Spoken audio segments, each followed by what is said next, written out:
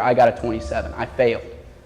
But I will tell you, the person that I became in the process, even though I didn't quite get there, is what matters. And what ended up happening was my freshman year of college, we made a run all the way to the national championship. And I remember the day before the Final Four game, we were down in Orange Beach, Alabama. Now, I was the kid that got cut from the A team down to the B team, and I will tell you that a lot of those kids on the A team, almost all of them made fun of me. Almost all of them laughed at me because I was the kid that came to practice. We would practice a lot together. I was the kid that came to practice and was passionate. I was the kid that came to practice and worked my hardest. But I was like 5'3" my entire high school career, so they all made fun of me. They all laughed at me. But then in college, when I got to Notre Dame College, I had one scholarship offer, and it was Notre Dame College. I went there my freshman year. We made a run all the way to the national championship. Okay, Virginia just won the college basketball national championship. This is the same for soccer. All the way to the national championship game, but it was the day before the Final Four game.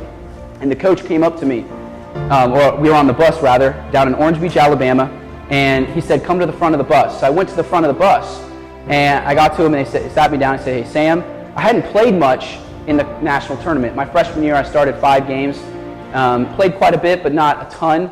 Was more of a role player, and I hadn't played much at all during the national tournament. And they looked at me and they said, Sam, you're going to play tomorrow. You're going to play. I don't know to what extent, how much you're going to play, but you need to be ready to play. I know you haven't played much in this national tournament. I don't even know if I had played at all. I can't remember, but you're going to play.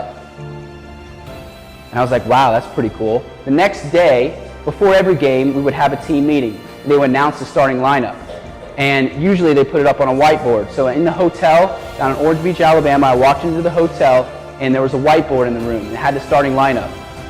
And there my name was, Vale, on the starting lineup in the Final Four. And I remember I left that team meeting. I walked up to my hotel room, and the hotel overlooked the ocean. I put my arms over the balcony, and I looked out into the ocean, and I just started crying.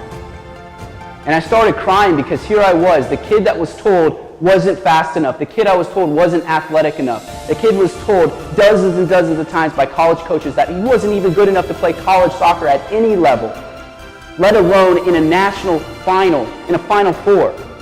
I was the kid that was cut 4 years in a row from the A team to the B team, cut 4 years in a row from the State Olympic Development Team program, laughed at, made fun of, and here I was starting in a Final Four game.